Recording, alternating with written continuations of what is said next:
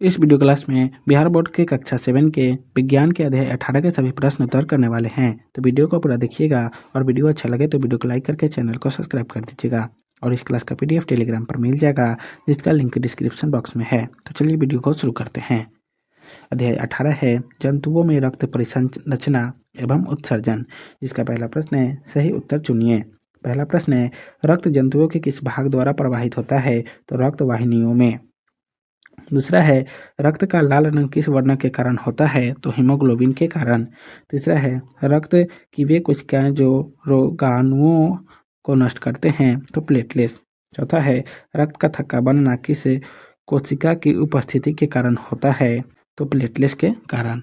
पांचवा है विश्राम की अवस्था में एक वयस्क व्यक्ति की नाड़ी स्पंदन होती है? तो 72। बी नंबर प्रश्न है रिक्त स्थानों की पूर्ति करें। पहला है वे रक्त वाहिनियां जो हृदय से ऑक्सीजन समृद्ध रक्त को शरीर के सभी भागों में ले जाती है, डैश कहलाती है? तो धमनी कहलाती है। दूसरा वे रक्त वाहिनियां जो कार्बन डाइऑक्साइड समृद्ध रक्त को शरीर के सभी भागों से वापस हृदय में ले जाती है, डैश कहलाती है? तो सीगे कहलाती है। तीसरा डॉक्टर हृदय धड़कन को मापने के लिए डैश नामक यंत्र इस्तेमाल करते हैं?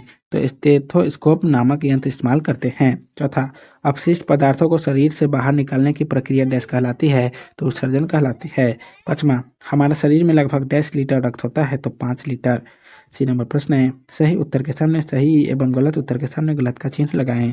पहला है हमारा हृदय 4 कक्षों में बंटा होता है। हाँ, बंटा होता है, इसलिए ये सही होगा। दूसरा है गुर्दे की आकृति गेंद जैसी होती है? नहीं, इसलिए ये गलत होगा। तीसरा स्पंज एवं हाइड्रा जैसी जंतुओं में रक्त नहीं पाया जाता है, इसलिए ये सही होगा। चौथा धमनियां ऑक्सीजन समृद्ध होती है? हाँ, होती है, इसलिए ये सही होगा। पांचवा सिराएं कार्बन डाइऑक्साइड विहीन होती है? नहीं, इसलिए ये गलत होगा। डी नंबर प्रश्न है मिलान कीजिए।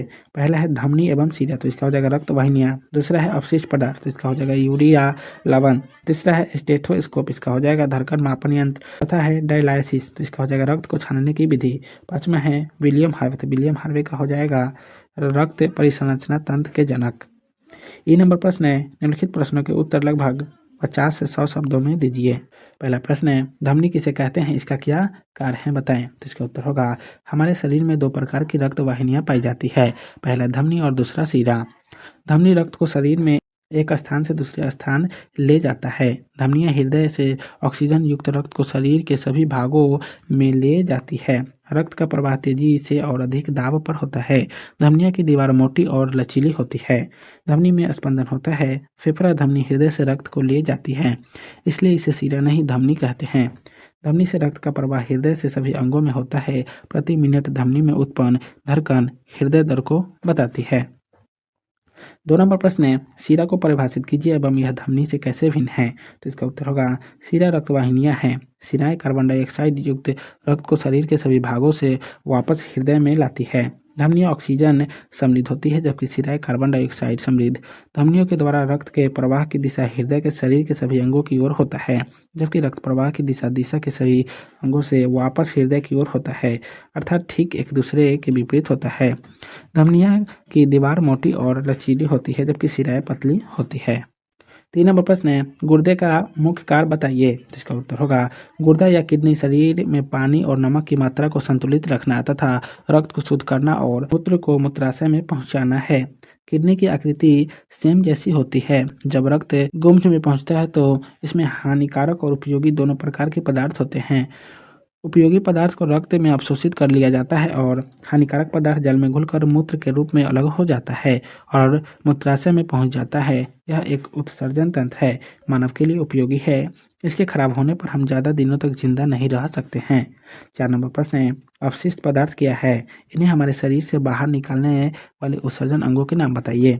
तो इसका उत्तर होगा श्वसन प्रक्रिया में कार्बन डाइऑक्साइड बनता है, जो अपशिष्ट पदार्थ है। इसी प्रकार भोजन का अपचित भाग अपशिष्ट पदार्थ कहलाता है। हमारे शरीर की कोशिकाएं जब अपना कार्य करती है तो अपशिष्ट पदार्थ बनते हैं। ये अपशिष्ट पदार्थ विषैले होते हैं। अपशिष्ट पदार्थ को बाहर निकालने की प्रक्रिया को उत्सर्जन कहते हैं। रक्त में अपशिष्ट पदार्थ को शरीर से निकलना जरूरी है। उत्सर्जन करने वाले अंगों के समूह को उत्सर्जन तंत्र कहते हैं। गुर्दा मूत्राशय मूत्र नली उत्सर्जन के अंग हैं। 5 नंबर प्रश्न है हृदय स्पंद से आप क्या समझते हैं? एक स्वस्थ व्यक्ति में हृदय स्पंद की संख्या बताइए। इसका उत्तर होगा हृदय वक्ष गुहा में स्थित है। इसकी दीवार मांसपेशियों की बनी होती है। ये पेशियां लयबद्ध रूप से सिकुड़ती और फैलती है। लयबद्ध सिकुड़ने और फैलने की क्रिया मिलकर हृदय स्पंद कहलाती है। हृदय स्पंद प्रत्येक क्षण होता रहता है। हृदय धड़कन को महसूस कर सकते हैं। डॉक्टरों द्वारा हृदय स्पंद सुनने के लिए स्टेथोस्कोप यंत्र का प्रयोग करते हैं। प्रतिदिन लगभग 1 लाख बार धड़कता है। हृदय मापन का महत्वपूर्ण अंग है। धड़कन रुकने का मतलब मृत्यु। तो आज के इस वीडियो क्लास को यहीं समाप्त करते हैं। फिर मिलेंगे नेक्स्ट वीडियो में। तो आप सभी को वीडियो देखने के लिए बहुत बहुत धन्यवाद।